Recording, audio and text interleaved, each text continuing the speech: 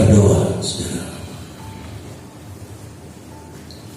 Dengan perkenanan-Mu Tuhan, Engkau memberikan kehormatan bagi kami pada hari ini, menghiasi tahta-Mu lewat pujian penyembahan, lewat musik dan tarian, dan kini dengan pertolongan Roh Kudus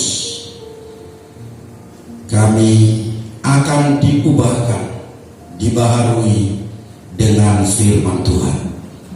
Dalam nama Tuhan Yesus, berbicaralah Tuhan, berbicaralah, berbicaralah. Haleluya, amin. Shalom Bapak Ibu, saudara-saudara. Shalom. Pada hari ini kita akan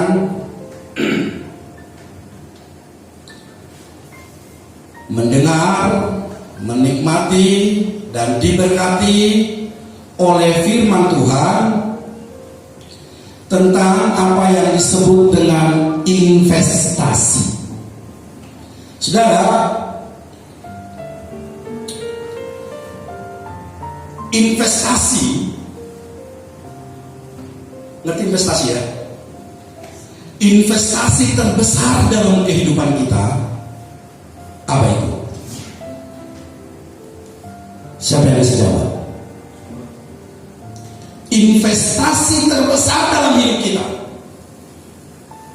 Oh, ada uang saya di bank sekian ratus juta atau sekian M. Apakah itu? Saya tidak usah menjelaskan, kita sudah sering mendengarkan berita-berita bahwa itu tidak banyak yang bisa diperbuat. Harta itu tidak banyak yang bisa diperbuat. Oh, saya memiliki harta ini, rumah ini dan itu. Ternyata semuanya itu tidak banyak yang bisa diperbuat. Nah, apa investasi terbesar dalam kehidupan kita? Dengar baik-baik. Investasi terbesar dalam kehidupan kita dicatat oleh firman Tuhan adalah rencana Tuhan. Ayo sama-sama katakan rencana Tuhan. Rencana Tuhan. Investasi terbesar dalam hidupku. Kalau kita tidak mengerti dan tidak percaya akan ini, maka sesungguhnya kita kehilangan sesuatu dalam kehidupan kita. Investasi terbesar dalam hidup saya adalah rencana Tuhan. Sekarang bagaimana caranya saya untuk menangkap, untuk mendapatkan, untuk berjalan sampai kepada rencana Tuhan itu? Itulah yang jadi berkat bagi kita saat ini, saudara. Mari sama-sama saya ajak, kita akan melihat firman Tuhan di dalam Amsal pasal yang ke-25 ayat yang kedua. Dikatakan di sana, kemuliaan Allah ialah merahasiakan sesuatu, tetapi kemuliaan raja-raja ialah menyelidiki sesuatu. Ini firman sangat sering kita dengar.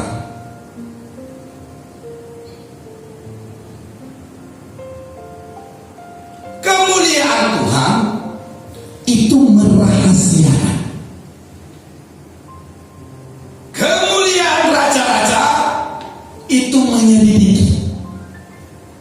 Nanti kita akan dengar kenapa Tuhan sampai merahasiakan. Saudara, dalam upaya untuk menyelidiki ini, Tuhan berkenan untuk ditemui. Bukan hanya berkenan untuk ditemui, tetapi Tuhan rindu supaya kita menemui, bertemu dengan rahasia terbesar itu.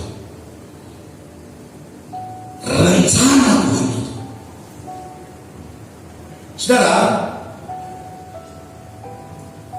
Anda mungkin akan berpikir, oh bukan,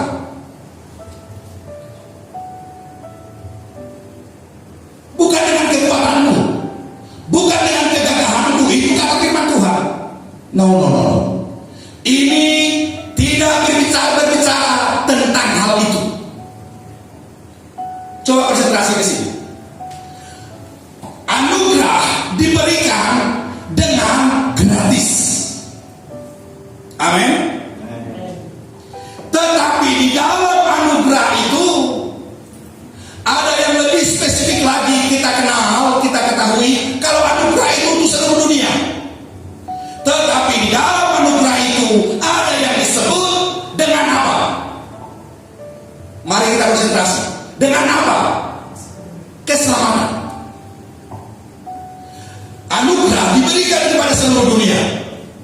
Di dalam anugerah itu ada keselamatan. Oke? Di dalam anugerah itu ada keselamatan. Nah, di dalam keselamatan ini yang lebih spesifik lagi apa? Yang lebih spesifik lagi, rencana Tuhan. Amin.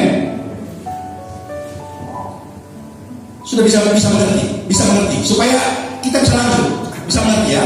Ada anugerah untuk seluruh dunia, ada keselamatan untuk orang-orang yang terpilih, dan di dalam keselamatan itu ada sesuatu yang lebih spesifik lagi, yaitu rencana Tuhan. Tidak semua orang yang diselamatkan bisa menangkap rencana ini. Dan rencana ini itulah yang disebut dengan mutiara yang berharga, kata firman Tuhan. Secara membuktikan ya bahwa para nabi, para rasul hidup setelah mereka diselamatkan, mereka dibentuk, maka ini menjadi pedoman dalam kehidupan kita.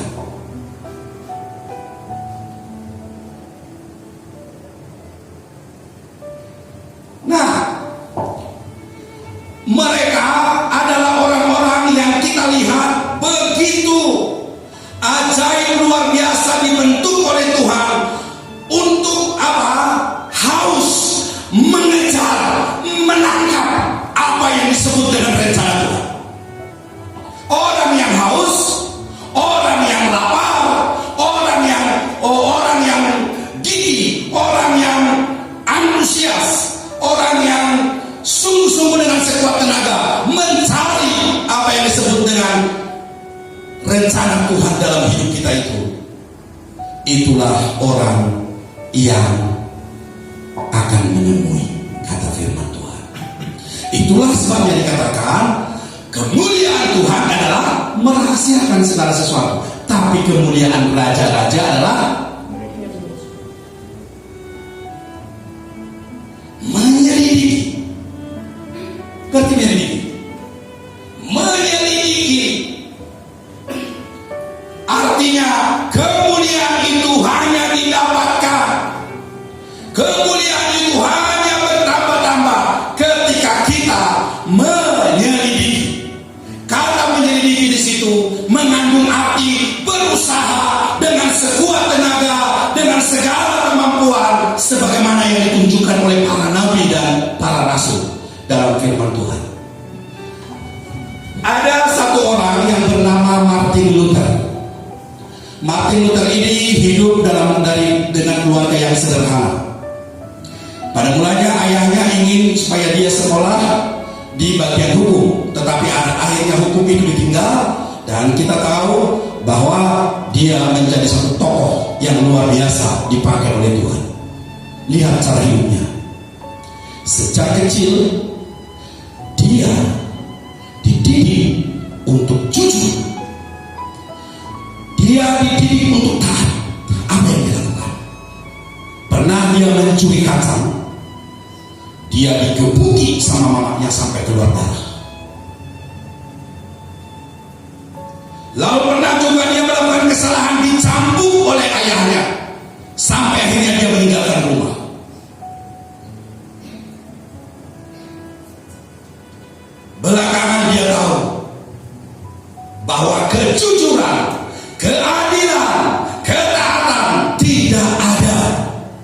tidak ada kesamaannya dalam hidup. Itu sangat penting, terlalu penting dalam hidup kita. Nah, Martin Luther ini memiliki 3 saudara laki-laki dan 3 saudara perempuan. Anda tahu, setiap jam 4 pagi dia menghafalkan firman Tuhan. Setiap jam 4 pagi.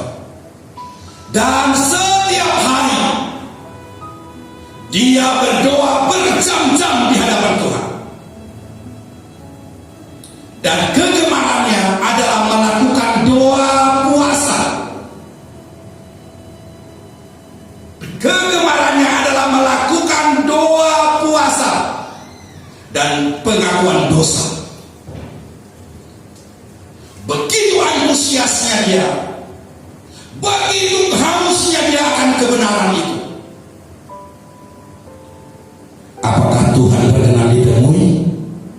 Hari ini Anda melihat bagaimana buah pelayanannya. Ajaib, luar biasa. Nah, firman Tuhan mengatakan begini. Mari sama-sama kita buka firman Tuhan di dalam Amsal 24 ayat yang ke-14. Dikatakan begini, ketahuilah, demikian hikmat untuk jiwamu, jika engkau mendapatnya, maka ada masa depan dan pengharapan tidak akan hilang. Ada di sana kata-kata jika engkau mendapatnya. Artinya dibutuhkan usaha yang kuat untuk mendapatkannya. Dibutuhkan upaya untuk mendapatkannya. Karena itu sifatnya tersembunyi. Kalau di dalam ayat yang ke-13 dikatakan seperti madu berguna untuk tubuhmu, demikianlah hikmat akan mengerjakan sesuatu di dalam jiwamu, sehingga masa depanmu menjadi masa depan yang penuh pengharapan.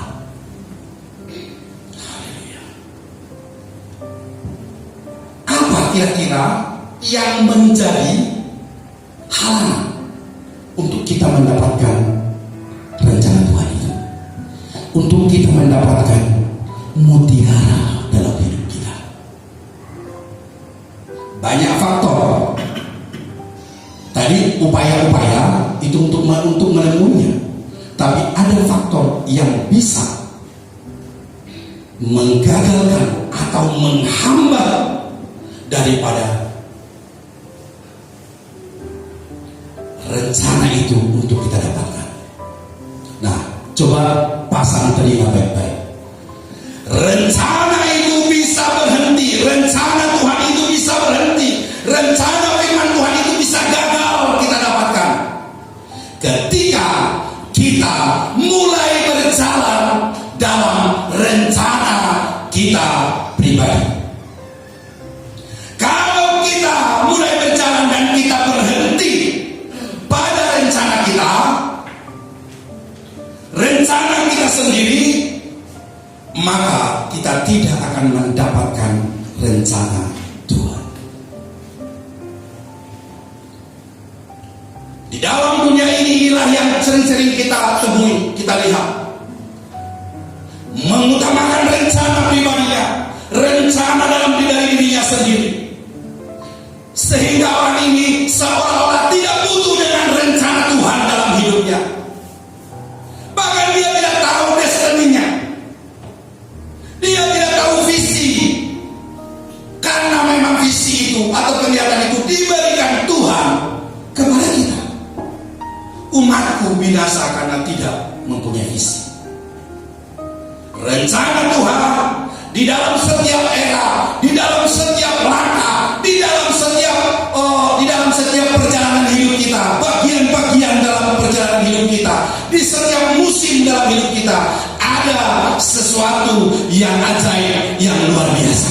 Itu rencana Tuhan. Tetapi gagal kita mendapatkannya kalau kita berjalan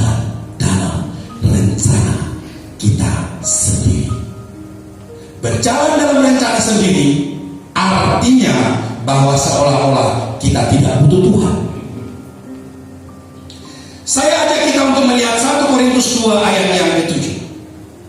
Dikatakan di sana, tetapi yang kami beritakan ialah hikmat Allah yang tersembunyi dan rahasia, yang sebelum dunia dijadikan telah disediakan Allah bagi kemuliaan kita. Yang sebelum dunia dijadikan telah disediakan Allah bagi kemuliaan kita. Kita sudah diberikan kunci, tetapi kita tidak bisa membukanya karena kita tidak tahu caranya. Tentu ini beda. Kalau Anda memasukkan kunci yang tidak benar,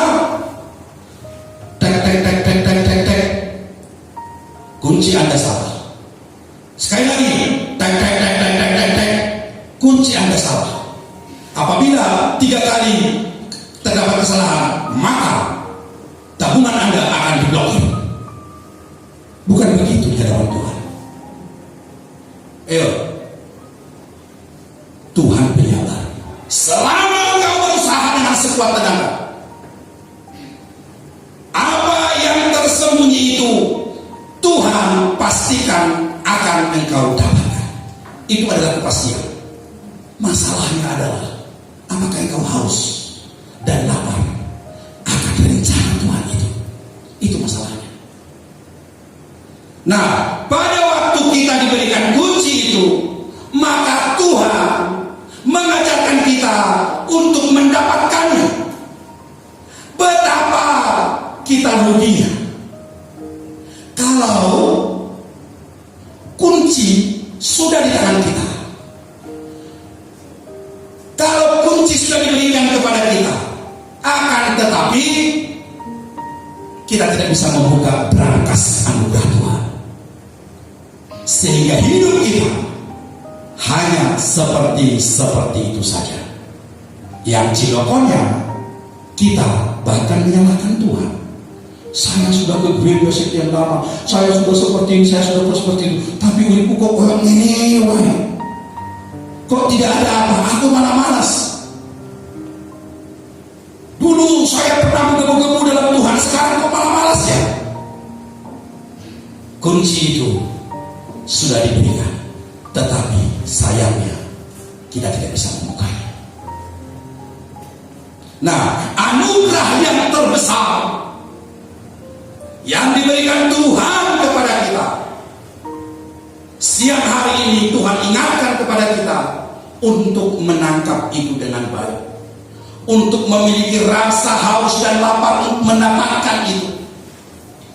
Saudara-saudara, Alkitab mengajarkan kita tentang satu perumpamaan, bagaimana Tuhan Yesus mengungkapkan satu perumpamaan yang luar biasa dalam Matius 13 ayat yang ke-44 sampai dengan ayat yang ke-46. Dikatakan di sana, hal kerajaan surga itu seumpama harta yang terpendam di ladang, yang ditemukan orang lalu dipendamkannya lagi. Oleh sebab sukacitanya pergilah ia menjual seluruh miliknya lalu membeli ladang itu.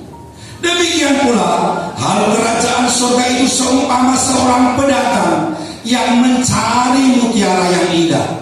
Setelah ditemukannya mutiara yang sangat berharga, ia pun pergi menjual seluruh miliknya lalu membeli mutiara itu.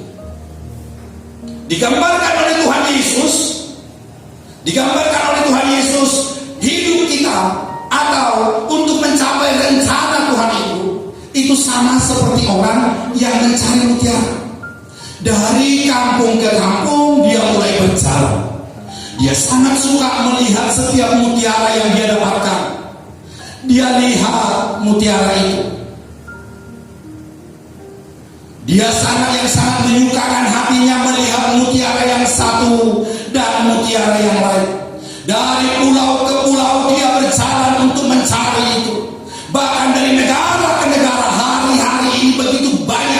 Saya tahu dari negara ke negara, bukan hanya dari kampung ke kampung, pulau ke pulau, tapi dari negara ke negara mereka mencari mutiara itu.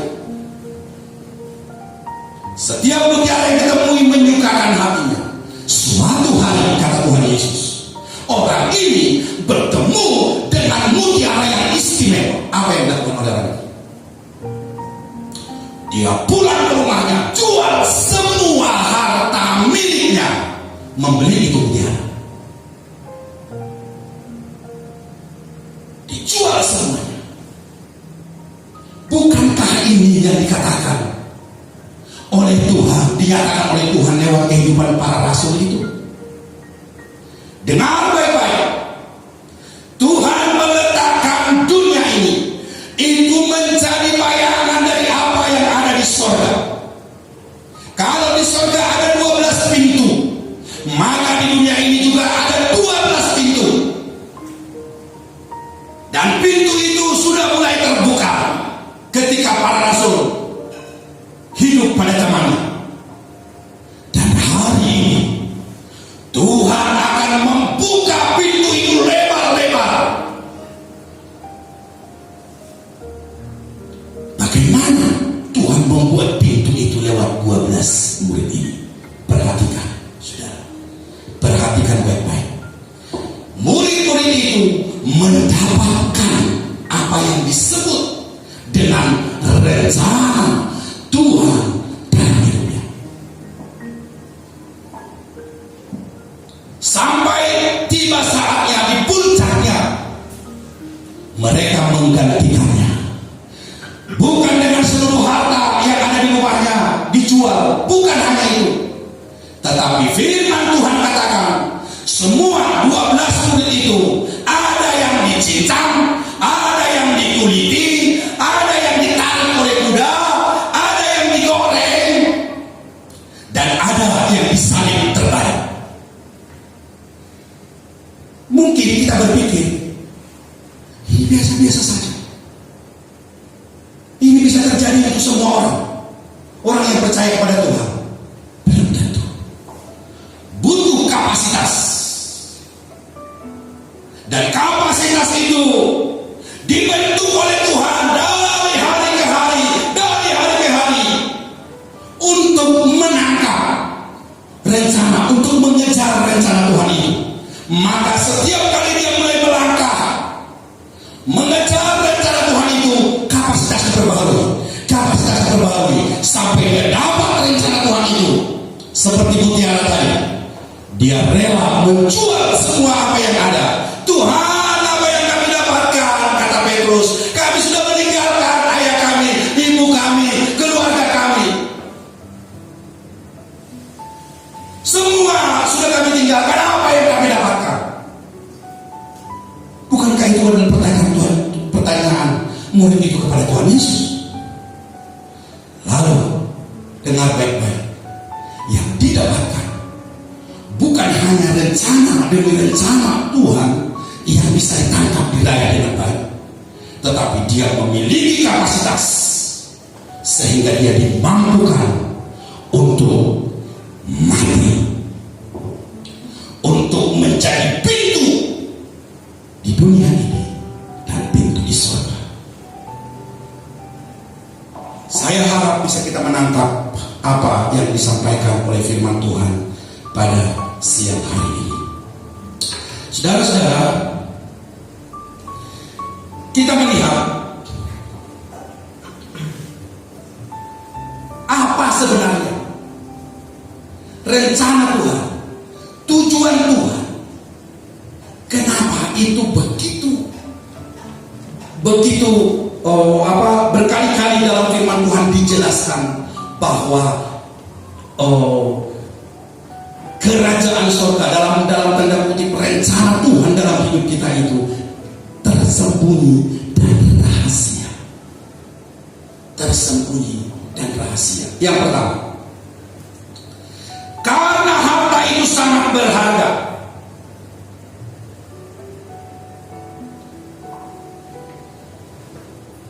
Sebutan seperti tadi para murid tadi itu, karena sangat berharga harta itu,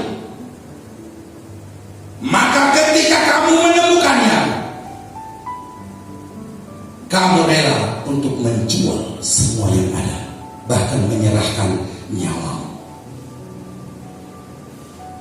Itulah sebabnya harta itu dirahasiakan, harta itu tersembunyi, dan itu akan didapatkan oleh mereka yang berusaha dalam hidupnya. Pertanyaan, apakah ini berlaku untuk semua manusia di dunia ini? Apakah itu berlaku untuk semua orang di seluruh dunia ini? Ya, siapapun dia, Tuhan berkenan ditemui. Siapapun dia, Tuhan berkenan ditemui. Mungkin kita berpikir bahwa kita adalah orang yang kecil, bahkan di Yogyakarta ini, bahkan di kecamatan ini, tapi Tuhan berkenan ditemui kalau kita mau masuk. Yang kedua, kenapa dirahasiakan? Dibutuhkan kapasitas seseorang untuk menemukannya, dan dibutuhkan kapasitas seseorang bisa memegang itu harta. Harus dibentuk orang langkah demi langkah, langkah demi langkah, langkah demi langkah, dibentuk sehingga kita punya kapasitas untuk menampungnya. Tidak ada orang yang mengambil gelas yang kecil lalu ambil air satu ember dituang dalam gelas yang kecil, hilang semuanya. Yang bisa tertampung hanya kapasitas ya sebesar gelas itu. Maka untuk memperluas kapasitas seseorang menerima rencana Tuhan itu, dibutuhkan perubahan demi perubahan, perubahan demi perubahan, dan perubahan itu kita dapatkan pada waktu kita mencari itu dengan sungguh-sungguh.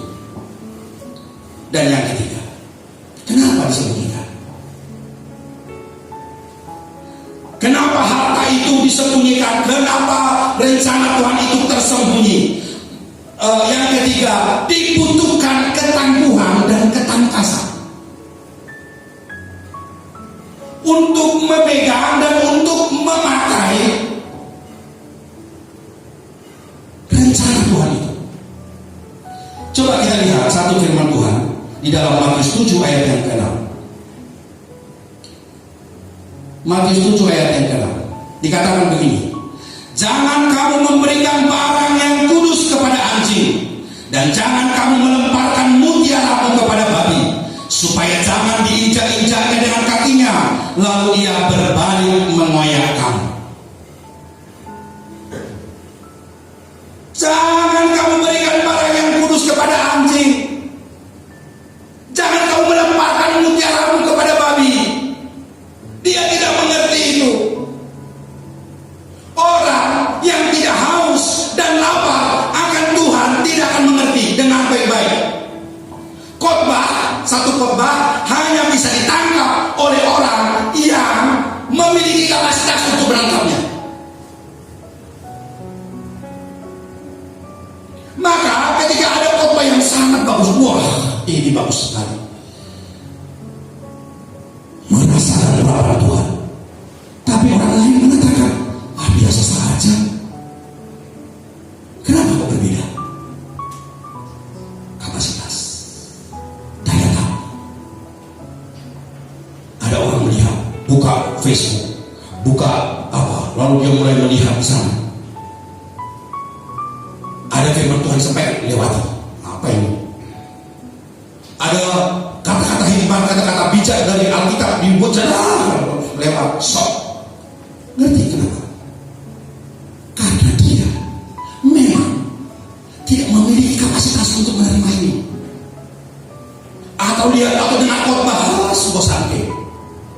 Enak, lebih enak main game, lebih enak dolanan, lebih enak melihat perkembangan yang ada.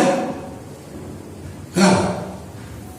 Karena kapasitas di dalam kita berbeda, ukurannya berbeda. Nah, oleh karena itu firman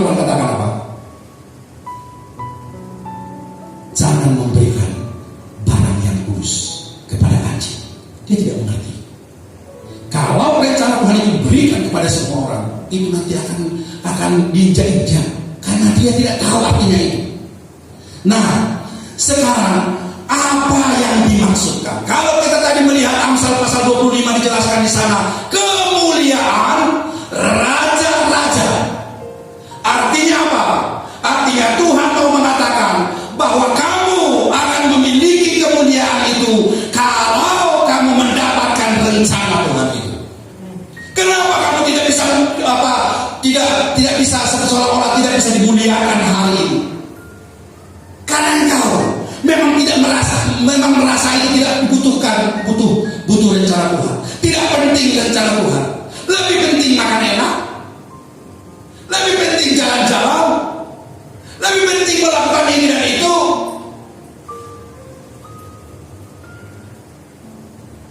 Nah, sedangkan apa yang disebut oleh kemuliaan raja-raja itu didapatkan dengan upaya yang luar biasa. Ini yang terakhir, ada 3 hal yang akan dilakukan Tuhan lewat hidup kita kalau kita bisa menangkap apa yang dirahasiakan Tuhan itu.